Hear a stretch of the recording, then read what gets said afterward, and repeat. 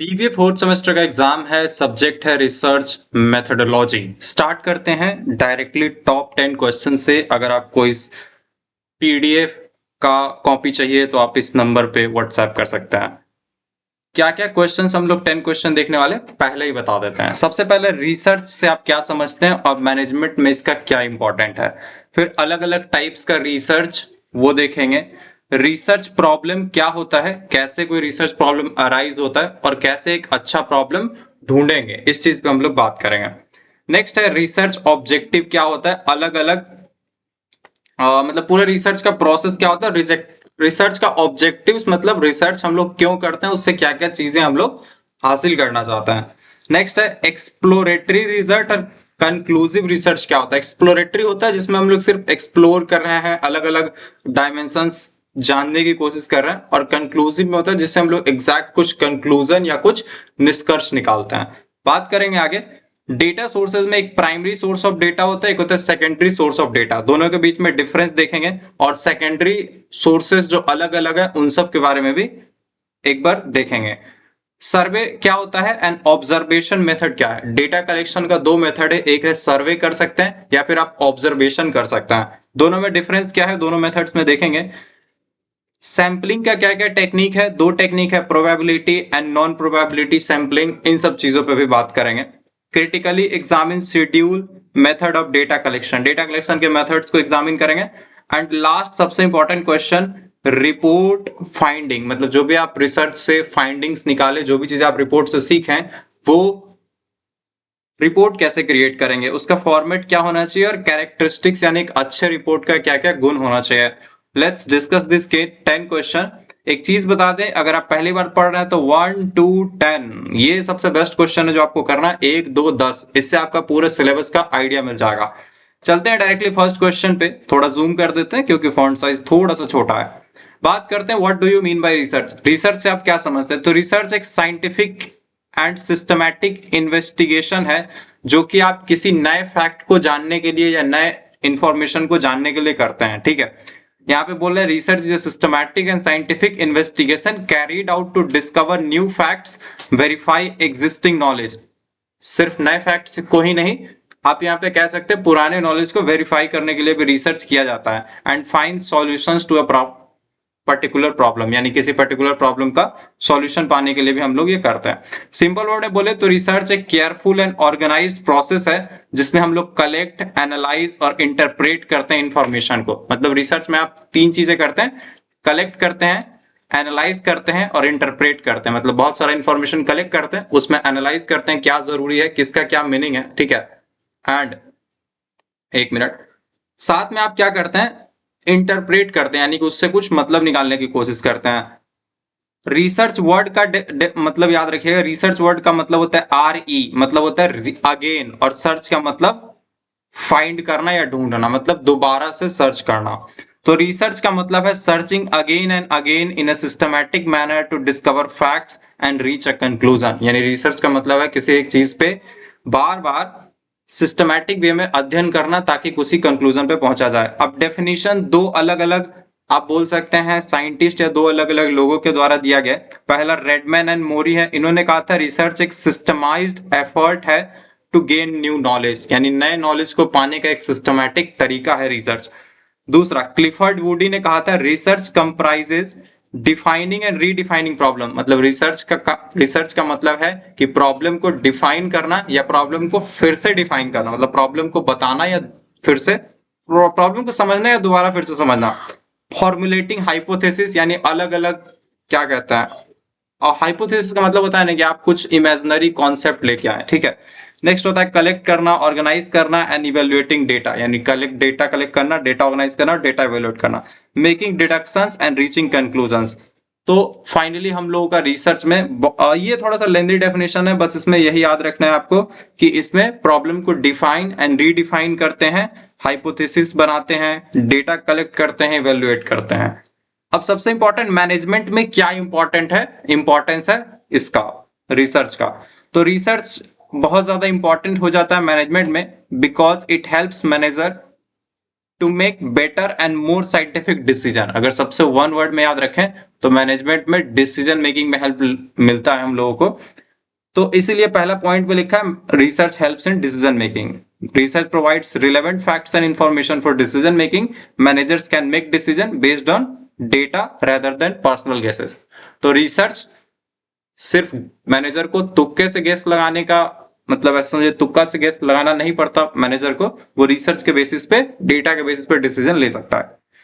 Helps in identifying business problem, यानी research से हम लोगों को बिजनेस का अलग अलग प्रॉब्लम्स के बारे में पता चलता है, जैसे कि डिक्लाइनिंग सेल्स कम हो रहा है, एम्प्लॉय का प्रोडक्टिविटी कम हो रहा है, कस्टमर डिससेटिस्फैक्शन यानी कस्टमर संतुष्ट नहीं है, हाई प्रोडक्शन कॉस्ट। तो ये चार एग्जाम्पल हमने दिया है कि जिस तरह का प्रॉब्लम्स आप आइडेंटिफाई कर सकते हैं रिसर्च का यूज करके। और भी बहुत सारे प्रॉब्लम है, बट फॉर एग्जांपल ये चार है। हेल्प्स इन प्लानिंग, ये प्लानिंग में हेल्प करता है। Research provides information about market, customer, business environment. This helps manager to prepare effective plan. अब देखेंगे मैनेजमेंट का एक सबसे इंपॉर्टेंट टास्क होता है प्लानिंग, तो रिसर्च प्लानिंग में हेल्प करता है। पहला डिसीजन लेने में, दूसरा बिजनेस का प्रॉब्लम पता करने में, तीसरा प्लानिंग में हेल्प करता है, एंड चौथा कस्टमर बिहेवियर समझने में, जैसे कि कस्टमर का नीड्स क्या है, प्रेफरेंसेस क्या है, वो क्या क्या चीजें प्रीफर करता है। मतलब जैसे अगर दो ऑप्शन दिया जाए तो उसमें से कौन सा वाला प्रीफर करता है, सस्ता या महंगा, कौन सा प्रीफर करेगा। कस्टमर नीड्स मतलब एग्जैक्टली उसको क्या चाहिए, ठीक है। देखिए नीड होता है कि क्या चाहिए, ठीक है, और प्रेफरेंसेस होता है कि किस तरह से चाहिए, ठीक है। बाइंग बिहेवियर मतलब वो बहुत ज्यादा तुरंत कोई चीजें खरीदते हैं या बहुत ज्यादा सोच के चीजें खरीदते हैं। चेंजेस इन डिमांड, कैसे डिमांड बदलता है। This helps business develop better product and services. तो आप रिसर्च आपको बेटर प्रोडक्ट और सर्विस बनाने में भी हेल्प करता है। Helps in reducing risk and uncertainty, आपको रिसर्च करने से रिस्क और मतलब होता है ना अनसर्टेनिटी यानी अनिश्चितता, इसको भी खत्म करने में हेल्प मिलता है। बिजनेस डिसीजन इन्वॉल्व अनसर्टेनिटी, मतलब बिजनेस डिसीजन में बहुत सारा अनसर्टेनिटी होता है, बट अगर आप रिसर्च के साथ वो करेंगे तो वो क्या होगा, रिस्क बहुत ज्यादा कम हो जाता है इंपॉर्टेंट डिसीजंस के लिए। बात करते हैं helping in solving managerial problems. तो पहला वाला शुरू से एक बार हम रिकॉल कराते हैं। सबसे पहला डिसीजन मेकिंग में हेल्प करता है मैनेजर को, तुक्के से डिसीजन नहीं लेता, रिसर्च के बेसिस पर डिसीजन ले सकता है मैनेजर।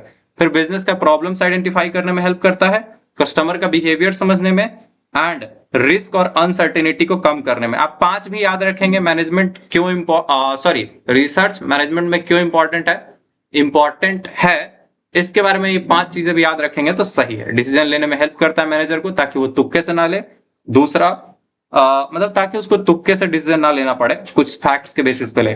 दूसरा बिजनेस प्रॉब्लम समझने में, जैसे कि सेल्स कम हो रहा है, एम्प्लॉय का प्रोडक्टिविटी कम हो रहा है यानी कम आउटपुट दे पा रहा है एम्प्लॉय, कस्टमर डिससेटिस्फैक्शन यानी कस्टमर कभी नाराज हुआ तो, ठीक है, प्रोडक्शन कॉस्ट बढ़ रहा है, ये सब समझने में।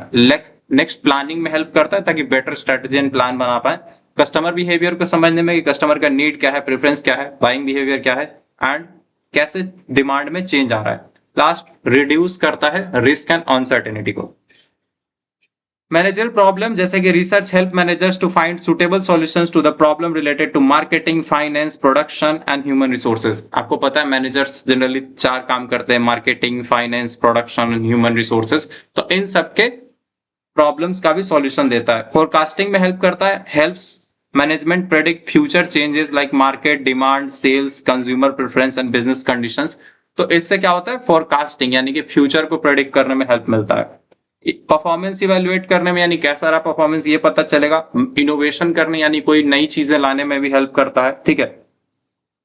Next provides a scientific basis for management, यानी मैनेजमेंट करने का एक साइंटिफिक बेसिस हम लोगों को मिल जाता है। तो ये था क्वेश्चन नंबर 1। देखते हैं दूसरा क्वेश्चन। रिसर्च का टाइप क्या है, अलग अलग टाइप का रिसर्च होता है, राइट। तो सबसे पहला research can be classified into different types basis on purpose, कि किस पर्पस के लिए क्या क्या, उसके बेसिस पे आप अलग अलग टाइप देख सकते हैं। उनका नेचर मतलब वो किस प्रकार का है, या फिर उनका मेथड कैसे किया जा रहा है, उस बेसिस पे भी रिसर्च का अलग अलग टाइप हो सकता है। जैसे आप इंसान का देखेंगे ना, हाइट के बेसिस पे तो उसका टाइप हो सकता है छोटा इंसान, लंबा इंसान। कलर के बेसिस पे देखेंगे तो गोरा इंसान, काला इंसान, मतलब मीडियम ग्रे इंसान, ऐसा बहुत सारा, मतलब ब्राउन इंसान। तो वैसे ही रिसर्च का अलग अलग बेसिस पे अलग अलग टाइप है। तो सबसे पहले बात करते हैं बेसिक और fundamental research. Basic fundamental research क्या है? Basic research is conducted to develop new knowledge, principles and theories. यानी कि नया नॉलेज पता करने के लिए या फिर नया प्रिंसिपल या नया थ्योरी पता करने के लिए। जैसे मान लीजिए आप कोई पाइथागोरस थ्योरम खोज रहे हैं, तो एक बेसिक क्या है, फंडामेंटल रिसर्च है। It is main objective to increase knowledge rather than to solve an immediate practical problem। तो बेसिक वाले में यही है ना कि कोई प्रॉब्लम सॉल्व करने के लिए नहीं किया जाता है, बस अलग अलग ज्ञान पाने के लिए रिसर्च किया जा रहा है। जैसे factors that influence human motivation, तो अगर इस बारे में आप रिसर्च करें कि वो कौन कौन से वजह हैं जिससे कि ह्यूमन का मोटिवेशन कम या ज्यादा होता है, तो ये किसी डायरेक्ट प्रॉब्लम को नहीं सॉल्व कर रहा है, बट हाँ इन फ्यूचर हो सकता है इसका नॉलेज किसी और रिसर्च में काम आएगा। तो applied research is conducted to solve specific practical problem. It is widely used in business and management to solve real time problem. Example, finding the reason for decline in sales of a company। तो applied research वो research होता है जो actually किसी problem को solve करने के लिए रिसर्च किया गया, जैसे कि सेल्स में कमी आया तो उसको पता करने के लिए जो रिसर्च किया गया वो एक अप्लाइड रिसर्च है।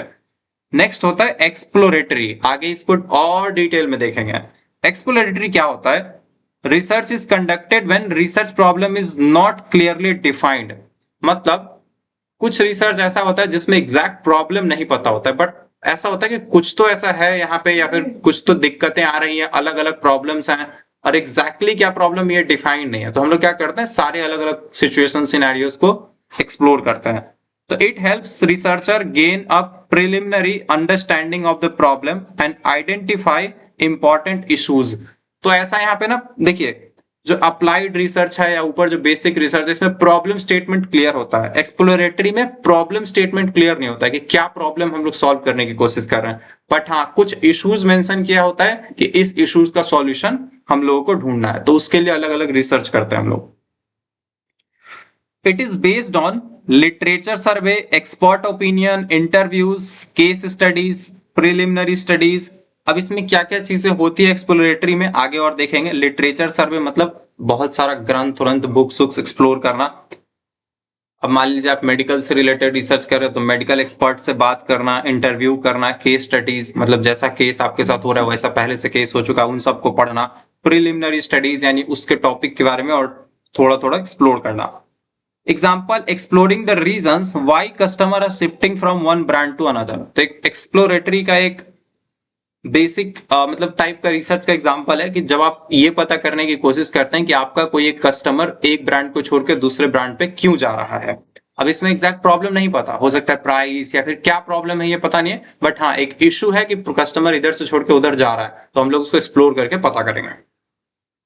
नेक्स्ट है डिस्क्रिप्टिव रिसर्च। डिस्क्रिप्टिव रिसर्च में क्या होता है, it is concerned with the describing the characteristic of a person, group, situation and phenomenon. इसमें क्या है कि किसी भी एक पर्सन का ग्रुप मतलब किसी भी पर्सन को अलग अलग ग्रुप में बांटने के लिए कि हाँ कितने तरह के लोग हैं, कितने तरह के सिचुएशन है। It answers question such as who, what, when, where and how. It does not focus mainly on finding cause and effect relationship. इसमें जनरली हम लोग क्या करते हैं ना, ग्रुप करने की कोशिश करते हैं। जैसे मान लीजिए आपको 100 बच्चों का डेटा दिया गया, तो आप एक तरह का ग्रुप बना सकते हैं कि इसमें से 15 बच्चे हैं जो बहुत ज्यादा आईक्यू में अच्छे हैं, 20-30 बच्चे हैं जो एवरेज हैं और बाकी सब बिलो एवरेज हैं। तो एक तरह का आप क्या किए, ग्रुपिंग किए हैं, ठीक है।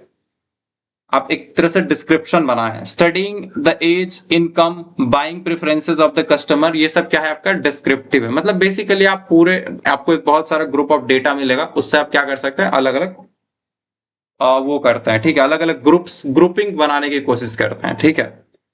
कंक्लूसिव रिसर्च देखिए एक्सप्लोरेटरी जो है ना इसी से रिलेटेड है कंक्लूसिव, आगे डिटेल में इस क्वेश्चन को देखेंगे।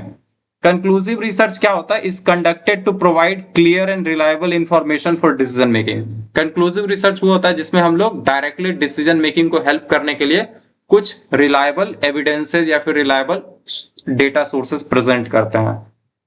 The research problem and objective are clearly defined and a structured method is followed. मतलब यहाँ पे रिसर्च का प्रॉब्लम क्लियरली डिफाइंड होता है और उसको फाइनल कंक्लूजन तक लेके जाना होता है, इसलिए इसका नाम है कंक्लूसिव। तो it includes descriptive research and casual research. यहाँ पे डिस्क्रिप्टिव रिसर्च भी इसका पार्ट होता है और कैजुअल रिसर्च भी होता है। तो research conducted to determine whether a reduction in price increases product sales.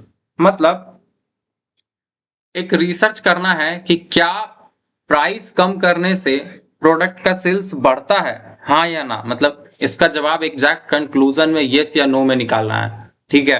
मतलब एग्जैक्ट यस या no, but most of the chances percentage में कि हाँ कितने ज्यादा परसेंट चांसेस हैं कि अगर प्रोडक्ट के प्राइस को रिड्यूस करते हैं तो सेल्स बढ़ेगा। क्वांटिटेटिव रिसर्च, देखिए शुरू से बताते हैं। बेसिक वाला क्या है, जिसमें कि कोई आप मतलब प्रॉब्लम सॉल्व करने के लिए नहीं कर रहे हैं, ऐसे ही किसी एक नॉलेज को गेन करने के लिए रिसर्च कर रहे हैं, बेसिक रिसर्च। अप्लाइड रिसर्च, जो पर्टिकुलर प्रॉब्लम को ही सॉल्व करने के लिए रिसर्च अप्लाई किया जा रहा है। एक्सप्लोरेटरी, एक्सप्लोरेटरी है कि जिसमें प्रॉब्लम स्टेटमेंट क्लियरली डिफाइंड नहीं है, आप बस अलग अलग इश्यूज से रिलेटेड रिसर्च कर रहे हैं ताकि एक प्रॉब्लम को क्लियर डिफाइन किया जाए और कुछ कंक्लूजन, मतलब कंक्लूजन नहीं, कुछ फैक्ट्स फाइंड किया जाए। डिस्क्रिप्टिव होता है जिसमें हम लोग क्या करते हैं कि किसी ग्रुप को या फिर किसी बहुत सारा मतलब चीजों को हम लोग अलग अलग ग्रुपिंग वगैरह करने का ट्राई करते हैं। नेक्स्ट है कंक्लूसिव। कंक्लूसिव का काम सिंपल है कि किसी भी प्रॉब्लम स्टेटमेंट का एक फाइनल आंसर निकाला जाए, ठीक है। नेक्स्ट है आपके पास क्वांटिटिव रिसर्च। क्वांटिटिव देखते हैं क्या है, is based on numerical data and statistical analysis. मतलब ये क्वांटिटिव जैसे ही वर्ड याद आया आप समझ लीजिए नंबर्स का, यहाँ पे नंबर्स के बेसिस पे डेटा एनालाइज किया जाएगा। It involves measurement, survey and use of mathematical और स्टैटिस्टिकल टेक्निक। एग्जांपल क्या है, measuring the satisfaction level of 500 customer through a survey. तो क्वांटिटिव रिसर्च में क्या होता है, आप नंबर्स के फॉर्म में किसी भी रिजल्ट को या किसी भी चीज को मेजर करने की कोशिश करते हैं, सिंपल। तो अगर आप 500 लोगों का सर्वे, 500 लोगों के कस्टमर सेटिस्फैक्शन का सर्वे एनालाइज कर रहे हैं, तो हो सकता है आप कुछ मैथ्स फॉर्मूला वगैरह यूज करेंगे, एवरेज वगैरह, ठीक है।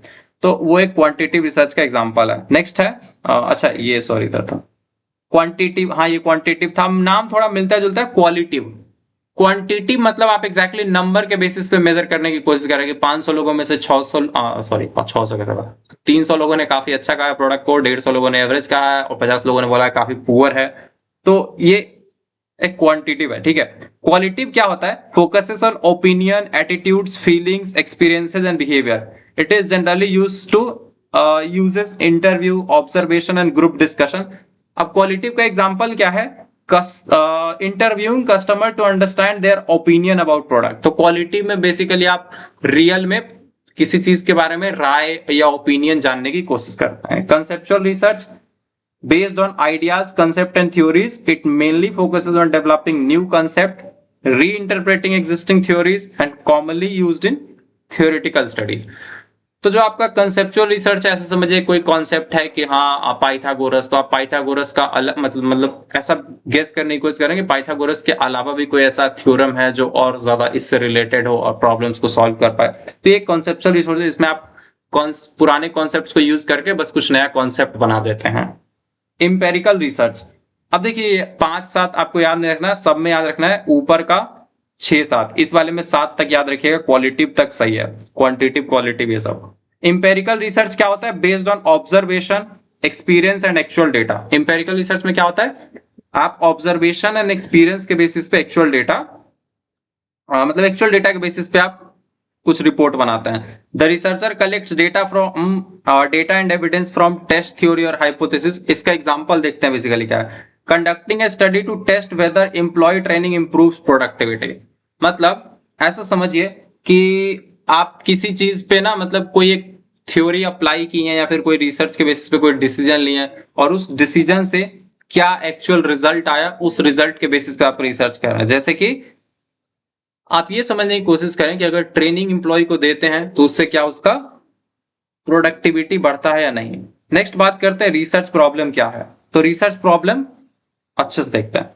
एक रिसर्च प्रॉब्लम होता क्या है, इज अ क्वेश्चन, डिफिकल्टी और issue that requires systematic investigation to find solution.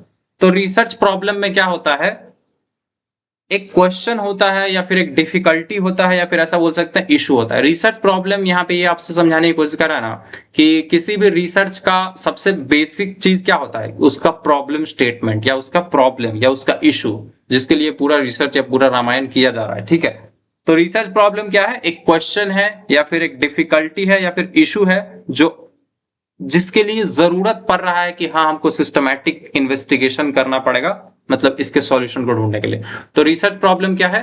वैसा क्वेश्चन डिफिकल्टी या वैसा क्वेश्चन, वैसा डिफिकल्टी या वैसा इशू जिसको सॉल्व करने के लिए हम लोगों को क्या करना पड़ रहा है, ये मतलब सिस्टमैटिक इन्वेस्टिगेशन करना पड़ रहा है। It is the first and one of the most important step in research process. Research process का पहला स्टेप ही है आरपी, रिसर्च प्रॉब्लम। कि रिसर्च का मतलब प्रॉब्लम स्टेटमेंट क्या है, इशू क्या है, ठीक है, क्वेश्चन क्या है। In simple words, research problem is a specific issue that the researcher wants to study and solve. तो रिसर्च प्रॉब्लम क्या है? वो इशू या वो समस्या है जिसको रिसर्चर सॉल्व करना चाहता है। Example, a company is facing continuous sales decline. The researcher may study the problem. जैसे एग्जाम्पल के लिए एक कंपनी कंटिन्यूअस सेल्स में गिरावट नोटिस कर रहा है, तो रिसर्चर क्या प्रॉब्लम समझेगा? What are the reasons for declining sales in the company. तो ये रिसर्चर का प्रॉब्लम स्टेटमेंट हो गया कि ये प्रॉब्लम उसको सॉल्व करके देना है, ठीक है। डेफिनेशन क्या है? According to Clifford Woody, a research problem is a situation calling for a scientific inquiry. तो ये जो क्लिफोर्ड वुडी थे, इन साइंटिस्ट ने कहा कि रिसर्च प्रॉब्लम क्या है? रिसर्च प्रॉब्लम एक सिचुएशन है, एक ऐसा समझिए कि एक रिसर्च प्रॉब्लम एक सिचुएशन है जो क्या कर रहा है, एक साइंटिफिक इंक्वायरी की डिमांड कर रहा है, फिर साइंटिफिक इंक्वायरी को बुला रहा है कि भाई आओ मेरा इंक्वायरी करो। तो रिसर्च प्रॉब्लम यही है। रिसर्च प्रॉब्लम एक ऐसा सिचुएशन है जो साइंटिफिक इंक्वायरी को कॉल लगा रहा है कि भाई आओ देखो मेरा क्या है, ठीक है। When does a research problem arise? Research problem कैसे arise होता है?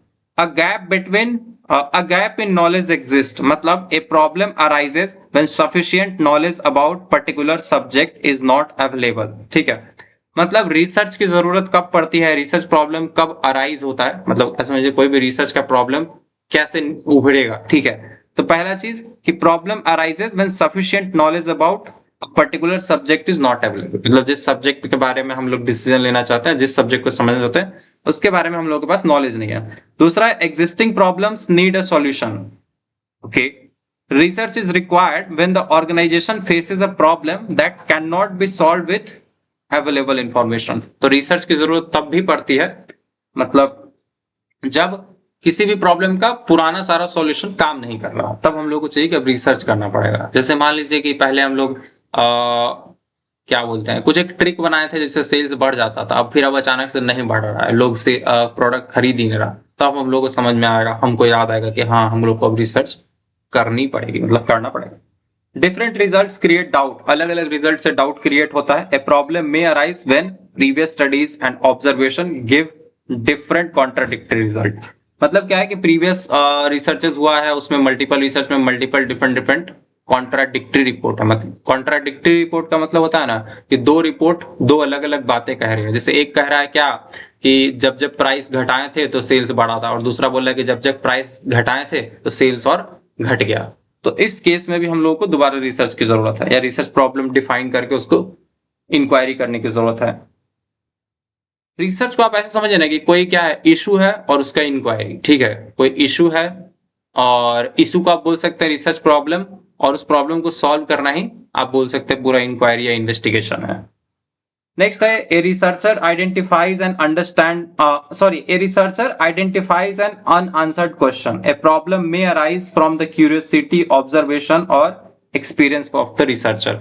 Basically when does research problem arise, तो ये 5 अलग अलग वेज हैं जिससे किसी भी रिसर्च का, ऐसा समझिए कि आप बीज बोया जाता है, किसी भी रिसर्च का प्रॉब्लम स्टेटमेंट अराइज होता है, ठीक है। नेक्स्ट है, what type of problem should a researcher select. मतलब किसी भी रिसर्चर को किस टाइप के प्रॉब्लम को चुनना चाहिए। देखिए ये 5 ऐसे ऐसे सोर्सेज हैं या फिर 5 ऐसे ऐसे स्रोत हैं जहां से प्रॉब्लम आ सकता है, ठीक है। बट कौन कौन से वो कौन सा वो प्रॉब्लम है जो जिस पे सच में काम करना चाहिए, राइट। मतलब दुनिया में ऐसा नहीं है कि समस्या का कमी है, बहुत सारा समस्या है, बट कुछ समस्या ऐसा है जिस पे काम करने की जरूरत अभी नहीं है। भले ही होता है ना कि कुछ there are some problems that not worth solving. तो कुछ प्रॉब्लम दुनिया में ऐसे हैं जिसको सॉल्व करना अभी जरूरी नहीं है, चल रहा है तो चल रहा था। लेकिन good research problem should have, मतलब एक अच्छा रिसर्च प्रॉब्लम अगर आप चुनना चाहते हैं तो उसमें ये सब चीज अगर आपको दिख रहा है कोई प्रॉब्लम है तो आप समझिए कि इस पे रिसर्च शुरू करो। पहला, it should be clear, the problem should be clear stated and easy to understand, यानी प्रॉब्लम क्लियरली पता होना चाहिए कि सेल्स कम रहा है, एम्प्लॉय का मोटिवेशन कम रहा है, ये एग्जैक्ट पता है कि कम रहा है, तो ये वाला अच्छा रिसर्च प्रॉब्लम है। It should be specific, the problem should be properly defined and not to be too broad, मतलब ऐसा समझे ना कोई बड़ा सा, मतलब क्या बोलते हैं, जैसे मान लीजिए कि अगर ये बोल रहा है कि सेल्स घट रहा है, या फिर अगर बहुत स्पेसिफिकली हम लोगों को प्रॉब्लम बताया जाए कि ऑनलाइन सेल्स घट रहा है, मतलब ऑनलाइन जो हमारा सेल्स हो रहा है वो घट रहा है, तो ये बहुत ज्यादा स्पेसिफिक हो गया, यानी खास तौर पे बता दिया कि ऑनलाइन में घट रहा है। वरना अगर मान लीजिए नॉर्मली ऐसे बता दे सेल्स घट रहा है, तो इसमें ज्यादा क्लियर नहीं है प्रॉब्लम स्टेटमेंट, ठीक है, मतलब सॉरी क्लियर नहीं है, मतलब ज्यादा स्पेसिफिक नहीं है। अब इसमें है कि खास तौर पे बता दिया कि ऑनलाइन में घट रहा है। It should be researchable, it should be possible to collect and analyse relevant data for the problem, यानी कि पहला क्लियर होना चाहिए, स्पेसिफिक होना चाहिए, जितना खास तौर से प्रॉब्लम को जितना डिटेल और डेप्थ में बताए अच्छा है। टॉपिक रिसर्चेबल होना चाहिए। It should be feasible, feasible का मतलब होता है problem should be suitable according to available time money and resources, यानी कि फिजिबिलिटी का मतलब होता है ना, हिंदी होता है साध्य, यानी कि संभव, कोई भी चीज संभव है या नहीं है, तो क्या जितना टाइम है उतने में ये करना संभव है, क्या जितना पैसा है उतने में रिसर्च हो सकता है, या जितना रिसोर्सेज है यानी जितना लोग है उसमें ये रिसर्च हो सकता है। जैसे कोई कंपनी है, उसको कोई बहुत बड़ा मतलब बैक्टीरिया वगैरह के बारे में, मतलब कोई ऐसा समझिए नॉर्मल लैब था जो ब्लड टेस्ट वगैरह करता था, उसको किसी बैक्टीरिया के बारे में पता चल गया, अब वो क्या उसके बारे में उतना पैसा है कि रिसर्च करेगा, नहीं वो नहीं करेगा, वो ऑब्वियसली वो जानकारी किसी और को देगा कि कोई और करेगा। इट शुड बी सिग्निफिकेंट, मतलब उसके लिए फिजिबल नहीं है कि वो कर पाए। इट शुड बी सिग्निफिकेंट मतलब the research problem should be useful and important to society business और कंसर्न फील्ड, यानी कि बहुत इंपॉर्टेंट प्रॉब्लम होना चाहिए, ऐसा नहीं कोई इररिलेवेंट प्रॉब्लम सॉल्व कर रहे हैं। जैसे ये मक्खी है, तो मक्खी अगर यहां से उड़ के गया तो उसने मेरी तरफ देखा या नहीं देखा, ये बात रिसर्च करने का सोसाइटी में क्या हेल्प है, कोई सिग्निफिकेंस नहीं है, ये जान के ही हम क्या कर लेंगे कि मक्खी इधर से उड़ता है तो वो इंसान के ऊपर देखता है कि नहीं देखता, irrelevant problem. It should have adequate data, यानी कि उसको सॉल्व करने के लिए सही अमाउंट ऑफ डेटा होना चाहिए जिसको हम लोग कलेक्ट वगैरह कर पाए। And should be within researcher's competence, मतलब the researcher should have sufficient knowledge and ability to conduct study, यानी अगर आप रिसर्च करना चाहते हैं तो उस टॉपिक के बारे में डिटेल में आइडिया होना चाहिए। अब मान लीजिए आप बायोलॉजी के बारे में रिसर्च करने लगा, मैथ्स के बारे में, मैथ्स आपको खुद नहीं आता तो गड़बड़ है ना। अगर आपको मैथ्स बहुत अच्छा आता है तो मैथ्स के कोई टॉपिक पे आप रिसर्च कर सकते हैं, बायो अच्छा आता है तो बायो में कोई किसी का चीड़ फाड़ कर सकते हैं। नेक्स्ट बात करते हैं रिसर्च ऑब्जेक्टिव्स का। रिसर्च ऑब्जेक्टिव्स क्या है एंड रिसर्च प्रोसेस का बेसिक क्या है, ठीक है। तो research objective are specific goals that are researcher wants to achieve through research study. अब यहाँ पे वो ऑब्जेक्टिव, वो गोल है जो आप रिसर्च के थ्रू अचीव करना चाहते हैं, उसी को बोलते हैं रिसर्च ऑब्जेक्टिव। रिसर्च ऑब्जेक्टिव क्या है, वो गोल जो आप अपने रिसर्च के थ्रू अचीव करना चाहते हैं। They explain clearly what the researcher intends study find examine, ठीक है।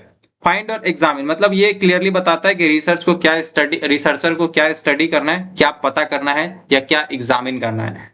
A research objective gives direction and focus to entire research. तो रिसर्च ऑब्जेक्टिव ही पूरे रिसर्च को एक डायरेक्शन देता है कि किस वे में शुरू करेंगे, कहां से शुरू करेंगे। एग्जाम्पल क्या है, a study on declining sales may have following objective. तो सेल्स डिक्लाइन होने का अगर हम स्टडी कर रहे हैं, रिसर्च कर रहे हैं, तो इसका ऑब्जेक्टिव क्या है, क्यों कर रहे हैं, to identify the reasons for decline in sales. इसका क्लियर रीजन है कि एग्जैक्ट वो रीजन पता करना, वो कारण जिसकी वजह से सेल्स कम हो रहा है। तो रिसर्च ऑब्जेक्टिव दो टाइप का होता है, एक होता है general objective, it states the overall purpose of research. General objective मतलब ओवरऑल पर्पस बता देता है कि हाँ सेल्स कम हो रहा है, उसका रीजन पता करने के लिए कर रहे हैं। एक होता है specific objective, these are detailed objectives that helps achieve the general objective. मतलब जनरल ऑब्जेक्टिव ये होता है ना कि जनरली आपको बता दिया कि हाँ सेल्स कम हो रहा है, इसको सॉल्व करने के लिए रिसर्च करना है। बट स्पेसिफिक ऑब्जेक्टिव क्या होता है कि उस जनरल ऑब्जेक्टिव, उस बड़े गोल को अचीव करने के लिए जो छोटे छोटे ऑब्जेक्टिव्स हमको अचीव करना है, उसको बोलते हैं स्पेसिफिक ऑब्जेक्टिव।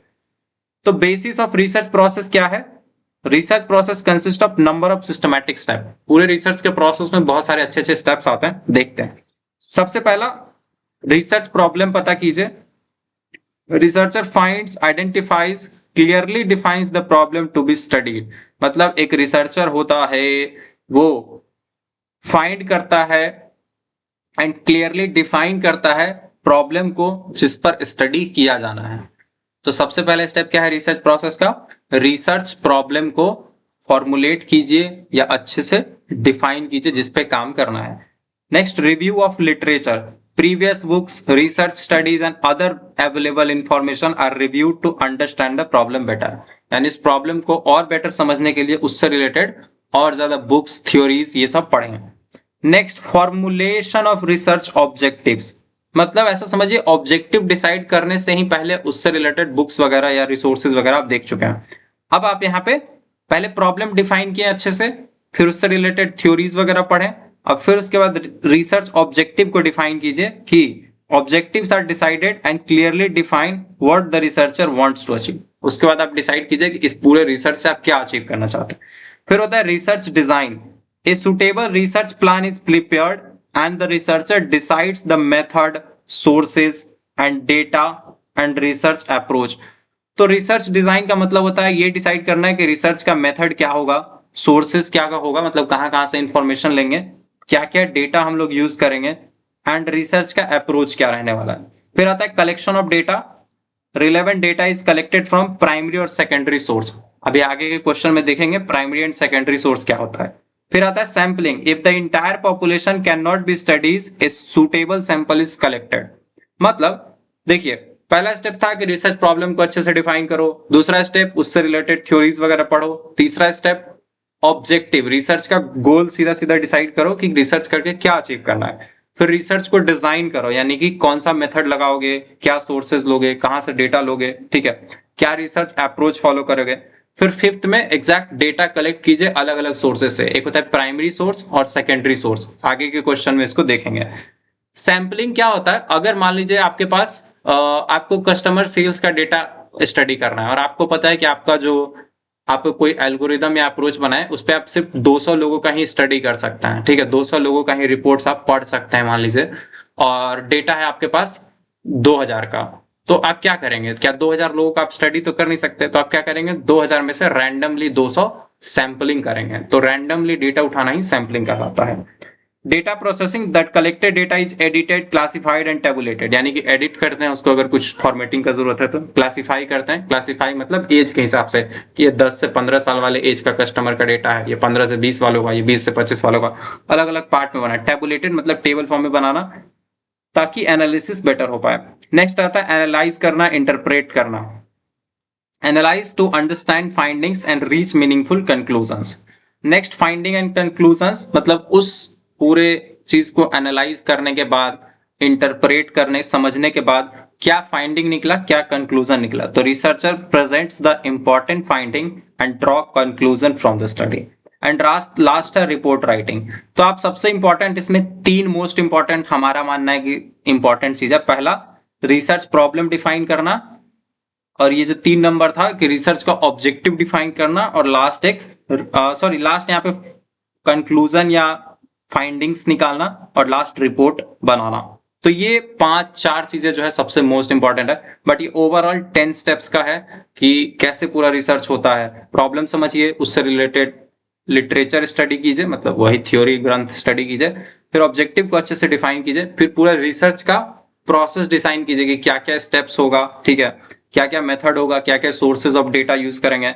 फिर डेटा कलेक्शन कीजिए 5th नंबर में। 6 में सैंपलिंग कीजिए, अगर पूरा डेटा नहीं स्टडी हो सकता है तो कुछ डेटा उसमें से सेलेक्ट करेंगे। फिर डेटा को प्रोसेस कीजिए, उसको एडिट, क्लासिफाई वगैरह कीजिए, फिर एनालाइज कीजिए उसको, उससे अलग अलग इंटरप्रिटेशन निकालिए, और लास्ट है फाइंडिंग कंक्लूजन। ये 8 नंबर छोड़ भी सकते हैं, डायरेक्टली फाइंडिंग कंक्लूजन लिख के, और रिपोर्ट राइटिंग तो लिखिएगा इनके कि finally entire research work findings and conclusion are presented in the form of a research report. अपना लास्ट क्वेश्चन 10वां नंबर है ये रिसर्च रिपोर्ट के बारे में। अब बात करते हैं एक्सप्लोरेटरी और कंक्लूसिव रिसर्च क्या होता है।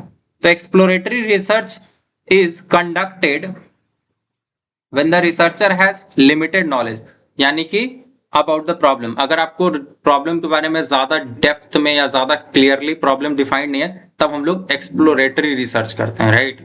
जैसे मान लीजिए कोई नहीं पता हो कि हम आपको बोल दें कोई चीज, मतलब एग्जांपल इसमें होगा, रुक जाइए बताते हैं। It main purpose is to explore the problem and gain a better understanding of it. It is useful when research problem is not clearly defined. तो एक्सप्लोरेटरी रिसर्च तब यूज करते हैं जब प्रॉब्लम क्लियरली ना डिफाइन हो।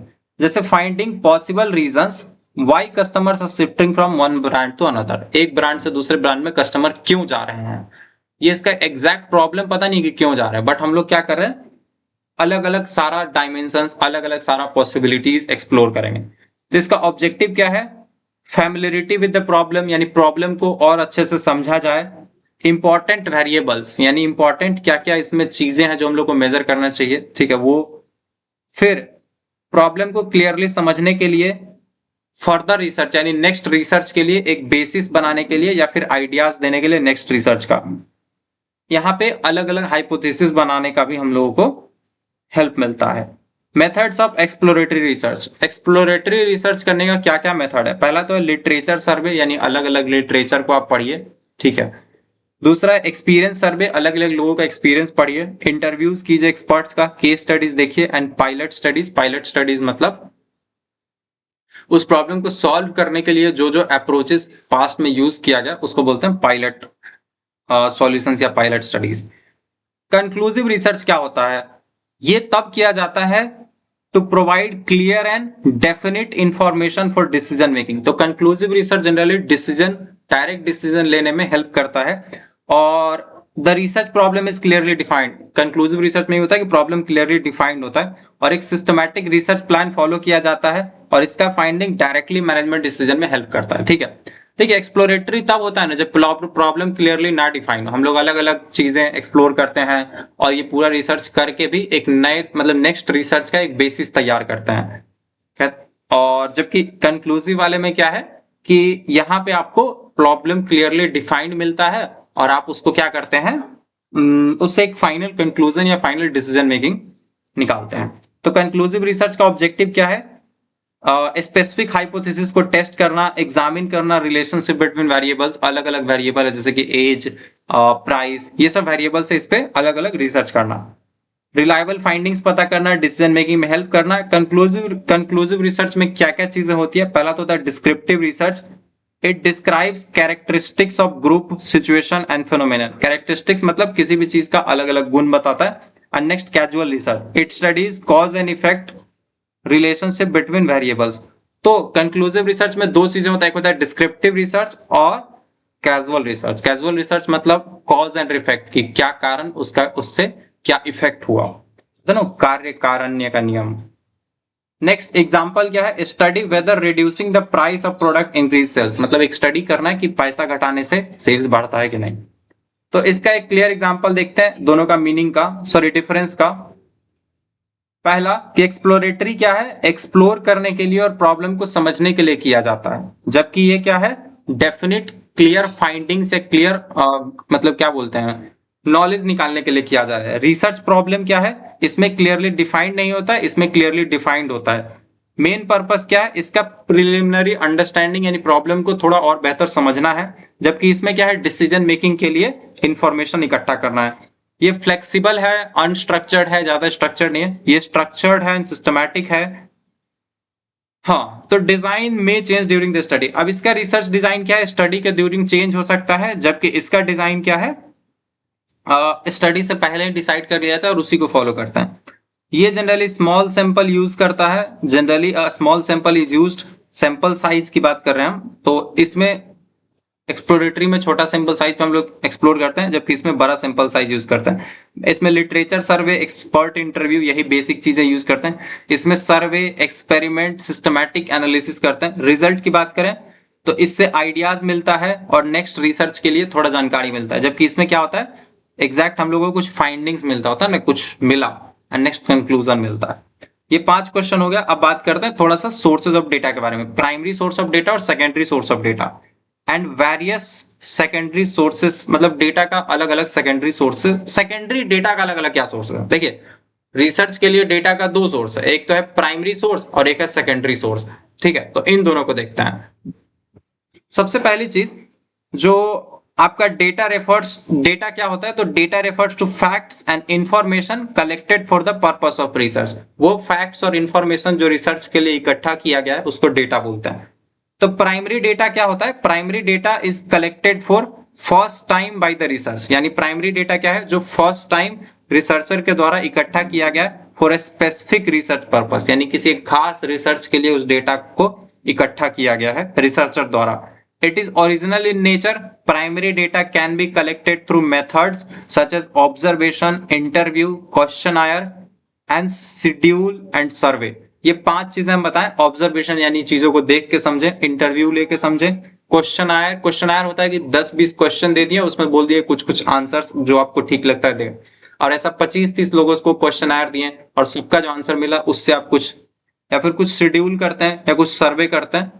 तो example क्या है? A researcher personally collects information from 500 customer regarding their satisfaction with a product, यानी एक प्रोडक्ट से कितने लोग सेटिस्फाइड है। मान लीजिए चैट जीपीटी कंपनी है, वो रिसर्च चलाती है कि कितने लोग मेरे चैट जीपीटी से संतुष्ट हैं, कितने लोग इससे अच्छा यूज कर रहे हैं।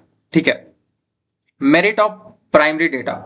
अब प्राइमरी डेटा का मेरिट्स क्या क्या है? पहला, ये किसी खास पर्पस के लिए कलेक्ट किया गया है, ठीक है, और ये जनरली ज्यादा रिलेवेंट होता है, ज्यादा जरूरी होता है, मतलब बहुत इंपॉर्टेंट होता है रिसर्च के लिए। दूसरा होता है researcher has greater control over data collection, यानी रिसर्चर डायरेक्टली कंट्रोल कर सकता है कि डेटा में क्या क्या चीजें चाहिए, क्या क्या इंफॉर्मेशन हम जानना चाहते हैं। जैसे कि मान लीजिए हम ना किसी प्रोडक्ट के बारे में रिसर्च कर रहे हैं, तो हम ये चाहेंगे कि हाँ जितने लोग इसको यूज करते हैं सब अपना एज बताएं, सब अपना हॉबीज बताएं, तो ये सब हम लोग कंट्रोल कर सकते हैं। लिमिटेशन क्या है? ये बहुत टाइम कंज्यूमिंग है, बहुत खर्चा है, डायरेक्ट रिसर्च कराना बहुत खर्चा होता है, और more effort and resources required है, इसमें बहुत ज्यादा मेहनत लगता है। तो प्राइमरी में ये होता है कि आप एज अ रिसर्चर खुद सबसे पूछते हैं, समझते हैं, क्वेश्चंस पूछ के, क्वेश्चनायर्स दे के डेटा कलेक्ट करते हैं। ठीक है, तो ये प्राइमरी डेटा है एंड ये बहुत ज्यादा स्पेसिफिक होता है, बहुत रिलेवेंट होता है एंड ज्यादा कंट्रोल है आपका कलेक्शन प्रोसेस में, बट टाइम बहुत लगेगा, एक्सपेंसिव बहुत है एंड साथ में एफर्ट्स एंड रिसोर्सेज बहुत ज्यादा रिक्वायर्ड है। नेक्स्ट है सेकेंडरी डेटा। अच्छा, इसके बाद नेक्स्ट क्वेश्चन क्या है? चलो नेक्स्ट पेज में। सेकेंडरी डेटा क्या होता है? तो secondary data is data that are already been collected and published by other person और organisation for the same purpose. Secondary data वो होता है जैसे आपने खुद उस प्रॉब्लम के बारे में डेटा कलेक्ट नहीं किया, बट आपने देखा कि दूसरी कंपनी या दूसरे लोगों ने इसके बारे में कुछ रिसर्च पास्ट में किया है और उसको पब्लिश किया हुआ है, यानी वो शेयर किया हुआ है इंटरनेट पे या कहीं पे। तो यहाँ पे the researcher uses existing data for the present study, मतलब पहले से जो रिसर्च अलग अलग रिसर्च में डेटा आया था उसी को आप यूज करके नया रिपोर्ट बनाते हो। तो एग्जांपल क्या है? Using census report. Census report मतलब जनसंख्या का जनगणना वाला रिपोर्ट। दूसरा पॉपुलेशन डेटा। ठीक है। अच्छा, ये बोल रहा है इसका एग्जांपल कि आप सेंसस रिपोर्ट को, यानी जनसंख्या का जो रिपोर्ट था पुराना, उसका यूज कर रहे हैं पॉपुलेशन ऑफ इंडिया कैलकुलेट करने के लिए। मान लीजिए आप 2026 में इंडिया का पॉपुलेशन गेस करना चाहते हैं और इसके लिए आप पुराना सेंसस 2011 वाला है वो यूज करना चाहते हैं, तो ये एक सेकेंडरी डेटा है जो आप 2011 वाला यूज कर रहे हैं। तो सोर्सेज ऑफ सेकेंडरी डेटा क्या क्या है? मतलब क्या क्या सोर्सेज है जहां से सेकेंडरी डेटा आपको मिल सकता है? मतलब प्राइमरी डेटा तो पैसा लगेगा, मेहनत लगेगा, बट सेकेंडरी तुरंत में दूसरे सोर्सेज से कहां से ला सकते हैं? तो पहला है internal sources. These records are available within an organization, such as sales records, financial statements, customer records and production records. तो अगर आपको कुछ सेल्स से रिलेटेड करना है तो कंपनी का सेल्स रिकॉर्ड देख लीजिए कि कितना कब सेल हुआ। फाइनेंशियल देखना है तो फाइनेंशियल स्टेटमेंट, अकाउंट्स वगैरह चेक कर लीजिए। कस्टमर रिकॉर्ड्स देख लीजिए, प्रोडक्शन का रिकॉर्ड्स देख लीजिए, आप प्रोडक्शन के बारे में कुछ रिसर्च कर रहे हैं तो। नेक्स्ट है government publication. Government publishes a large amount of statistical and economic information. तो गवर्नमेंट बहुत सारा चीजें प्रोवाइड करता है, वो आप यूज कर सकते हैं, जैसे कि census report, economic survey, government report and statistical publication. Next and books and journals. Information can be collected from books, research journals, magazines and newspapers. Reports of research institutions. तो देखिए पहला तो था कि आपको इंटरनली कंपनी में मिल जाएगा, दूसरा गवर्नमेंट का अलग अलग डेटा सोर्सेज यूज कर सकते हैं, बुक्स एंड जर्नल्स में देख सकते हैं, रिसर्च इंस्टीट्यूशंस यानी अलग अलग बहुत सारे कंपनी है जिनका काम ही है रिसर्च करना, तो उनका रिसर्च पेपर्स वगैरह स्टडी कर सकते हैं, website and online databases check कर सकते हैं। तो प्राइमरी का डेटा का मीनिंग क्या है? जो ऐसा डेटा जो फर्स्ट टाइम कैलकुलेट किया गया है, फर्स्ट टाइम कलेक्ट किया गया है, और सेकेंडरी डेटा जो पहले से कोई कलेक्ट कर रखा है बट आप उसको अपने रिसर्च में यूज करते हैं, मतलब already collected by others. Purpose क्या है? ये करंट रिसर्च के लिए किया जाता है। ये क्या है? ओरिजिनली अनदर पर्पस के लिए किया गया था। कॉस्ट एक्सपेंसिव है प्राइमरी डेटा लेना, सेकेंडरी डेटा लेना कम खर्च में मिल जाता है, जनरली फ्री में मिल जाता है। तो इसमें ज्यादा टाइम चाहिए, इसमें क्विकली डेटा मिल जाएगा आपको। ये इसमें ओरिजिनल डेटा मिलता है, इसमें एग्जिस्टिंग डेटा मिलता है। कंट्रोल क्या है? इसमें ज्यादा डेटा कलेक्शन में आपके पास कंट्रोल है, इसमें डेटा कलेक्शन में आपके पास बहुत कम कंट्रोल। ठीक है, अब नेक्स्ट क्वेश्चन हम लोग देखेंगे, सर्वे एंड ऑब्जर्वेशन मेथड्स क्या क्या है डेटा कलेक्शन का, दोनों में डिफरेंस देखेंगे। तो हम थोड़ा सा ना क्विकली बताना चाहते हैं। मीनिंग क्या है, एक मिनट। सर्वे एंड ऑब्जर्वेशन क्या है ना, देखिए बोलेगा कि सर्वे मेथड या ऑब्जर्वेशन मेथड दोनों डेटा कलेक्शन का तरीका है। ठीक है, तो दोनों को देखते हैं डायरेक्टली, डिफरेंस ही आप ऊपर मन करे तो पीडीएफ में देख सकते हैं, बट अभी हम क्विकली बताना चाहते हैं। मीनिंग क्या है? सर्वे मेथड मतलब data is collected by asking question, यानी सर्वे मेथड में हम लोग क्या करते हैं, डेटा क्वेश्चन पूछ के इकट्ठा करते हैं। जबकि ऑब्जर्वेशन में क्या होता है, data is collected by directly observing behaviour और इवेंट्स, यानी आप सर्वे मेथड में क्वेश्चन पूछते हैं और ऑब्जर्वेशन में आप डायरेक्टली देखते हैं, समझते हैं, ऑब्जर्व करते हैं। सोर्स ऑफ डेटा की बात करें तो इसमें रिस्पोंडेंट्स यानी जो लोग हैं उनसे डायरेक्टली हम लोग को डेटा मिलता है। इसमें क्या ऑब्जर्वेशन से मिलता है। ठीक है, जैसे मान लीजिए सर्वे मेथड है ना कि आप किसी से पूछ लिए कि आप मतलब 10 साल में कितनी बार फोन खरीदे हैं। ऑब्जर्वेशन मेथड है कि आप एग्जैक्टली उनका रिकॉर्ड चेक कर रहे हैं कि वो कितनी बार मोबाइल खरीदे हैं। टाइप्स ऑफ इंफॉर्मेशन की बात करें तो इसमें ओपिनियन, एटीट्यूड एंड प्रेफरेंसेस होता है। इसमें एक्चुअल बिहेवियर एंड एक्टिविटीज होता है। रोल ऑफ रिस्पोंडेंट की बात करें तो इसमें एक्टिवली पार्टिसिपेट करता है सर्वे मेथड में, जबकि इसमें डायरेक्ट पार्टिसिपेशन नहीं रिक्वायर्ड है और रिसर्चर डायरेक्टली उसको ऑब्जर्व करके डेटा निकाल सकता है। एक्यूरेसी की बात करते हैं तो ये डिपेंड करता है रिस्पोंडेंट्स का, यानी जिससे आप सर्वे कर रहे हैं उसके ऑनेस्टी पे, जबकि इसमें क्या है, एक्चुअल ऑब्जर्व बिहेवियर आपको मिल जाता है। लिमिटेशन की बात करें तो ये फॉल्स और इनकम्प्लीट हो सकता है, इसमें मिल सकता है, जबकि इसमें क्या है, opinions and feelings can not be easily studied. मतलब इसका लिमिट, दोनों का लिमिटेशन क्या क्या है, तो पहले वाले का है कि इंसान गलत इंफॉर्मेशन दे सकता है, दूसरे वाले का है कि आप बहुत सारा फीलिंग्स और क्या बोलते हैं, ओपिनियंस को ऑब्जर्व करके नहीं पता कर सकते हैं। नेक्स्ट है डिफरेंट टेक्निक, सैंपलिंग का क्या क्या टेक्निक है, प्रोबेबिलिटी सैंपलिंग है। ठीक है, फिर नेक्स्ट है आपके पास नॉन प्रोबेबिलिटी सैंपलिंग, और दोनों के बीच में डिफरेंस। फिर आपको समझना है schedule method of data collection क्या है, एडिटिंग ऑफ डेटा कैसे होता है। ठीक है, फिर टैबुलेशन ऑफ डेटा कैसे होता है, सिंपल टैबुलेशन क्या है, क्रॉस टैबुलेशन क्या है। ठीक है, लास्ट क्वेश्चन, रिपोर्ट आप कैसे लिखते हैं किसी भी रिसर्च का, मतलब जो भी रिसर्च आपको फाइंडिंग्स मिला उसका कैसे रिपोर्ट लिखेंगे। ठीक है, इसमें क्या है, रिसर्च में क्या क्या होना चाहिए, प्रेजेंट द इंपॉर्टेंट फाइंडिंग्स बताना चाहिए, टेबल्स चार्ट्स डालना चाहिए, फाइंडिंग्स मतलब फाइंडिंग्स को क्या लिख दिया, इंटरप्रेट द फाइंडिंग्स ऑब्जेक्टिवली, मतलब फाइंडिंग्स को ऑब्जेक्टिवली इंटरप्रेट करते हैं। एंड लास्ट मोस्ट इंपॉर्टेंट चीज, रिसर्च का फॉर्मेट क्या क्या होना चाहिए। पहला तो प्रिलिमिनरी पेज है, title, certificate, declaration, acknowledgement, preface, table of content, ये सब होना ही चाहिए। फिर इंट्रोडक्शन होना चाहिए, स्टेटमेंट होना चाहिए रिसर्च प्रॉब्लम का क्लियरली, स्टडी का ऑब्जेक्टिव क्लियर होना चाहिए, वही ना रिसर्च ऑब्जेक्टिव जो पढ़े थे। रिसर्च का मेथड क्या यूज किए हैं, डेटा एनालिसिस, इंटरप्रिटेशन, फिर फाइंडिंग्स क्या क्या निकला, कंक्लूजन एंड रिकमेंडेशन क्या है। फिर होता है बिब्लियोग्राफी, मतलब क्या क्या अदर सोर्सेज, क्या क्या डॉक्यूमेंट, क्या क्या बुक्स आप यूज किए हैं। अपेंडिसेस, इसमें ना अलग अलग कुछ टेबल या कुछ रेफरेंसेस आप एक्स्ट्रा देना चाहते हैं, कुछ क्वेश्चंस देना चाहते हैं तो यहाँ दे सकते हैं। कैरेक्टरिस्टिक्स क्या है गुड रिसर्च का, तो क्लियर होना चाहिए, एक्यूरेट होना चाहिए, ऑब्जेक्टिविटी होना चाहिए, यानी कि किसी एक खास मकसद के लिए बनाया गया होना चाहिए, सिंपल होना चाहिए, लॉजिकल अरेंजमेंट होना चाहिए। ठीक है, मतलब ऐसा नहीं है कि कंक्लूजन पहले लिख दिए हैं और मेथड बाद में लिख रहा है, तो ये एक लॉजिकल अरेंजमेंट होना चाहिए। कंसाइजनेस, लंबा नहीं होना चाहिए, मतलब एक पर्टिकुलर दायरे में या सर्टेन नंबर ऑफ वर्ड्स में होना चाहिए। कंप्लीटनेस, यानी सारी चीजें इसमें इंफॉर्मेशन कंप्लीट होना चाहिए, इनकम्प्लीट नहीं होना चाहिए। प्रेजेंटेशन प्रॉपर होना चाहिए, प्रॉपर रेफरेंसेस, यानी कोई भी फैक्ट अगर आप दे रहे हैं तो उसका प्रॉपर रेफरेंस बताना चाहिए। एंड वैलिड कंक्लूजन, इसका कंक्लूजन वैलिड निकलना चाहिए। तो ये 10 क्वेश्चन आप कर लेते हैं तो आई एम प्रेटी श्योर कि कहाँ गया आपका पीडीएफ। तो रिसर्च मेथोडोलॉजी है आपका, ये 10 क्वेश्चंस के बाद कंप्लीट हो जाएगा। अगर आपको ये पीडीएफ चाहिए तो इस नंबर पे व्हाट्सएप कर सकते हैं एंड इस पे जो दो तीन क्वेश्चन बच गया, आपको खुद से ये पीडीएफ में चेक कर सकते हैं। अगर आप इस वीडियो पे डन कमेंट करते हैं तो नेक्स्ट वीडियो हम जरूर बस थोड़ी देर में अपलोड करेंगे।